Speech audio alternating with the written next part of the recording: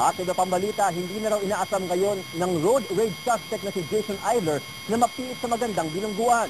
Ang hiling na lang ng binata, magamot ng maayos ang kanyang bitukang tinamaan ng bala ng arestuin siya. May report si Andrea Bautista. Ngayon lang ulit nagpakita sa media ang tinaguriang road rage killer na si Jason Idler. Pumunta sa Department of Justice kaninang umaga si Jason Idler para harapin ang reklamo ng NBI na direct assault. Ito na ang kanyang pangatlong kaso. Nakipagbarilan kasi siya sa mga NBI agents. Ito rin ang unang beses na nagpa-interview sa media si Idler. Sabi ni Idler, wala raw problema sa kanya kung saang bilangguan man siya itulong. Ang hiling lang niya, maibalik sa ayos ang kanyang bituka na natamaan ng bala ng arestuhin siya. I got no problem sitting in jail. You can lock me in the box for all I care.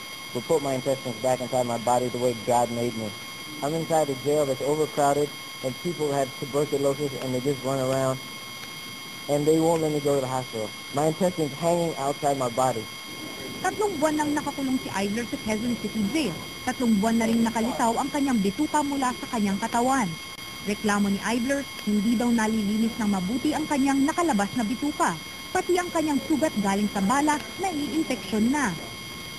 Gustuhin man daw niyang magpa-opera para maibalik sa katawan ang kanyang bituka, wala pang utos ang korte na maibalik siya sa ospital. I got a infected bullet wound, exit wound out of my back, and the incision that the doctor made on my stomach is now infected, and they still won't let me go to the hospital.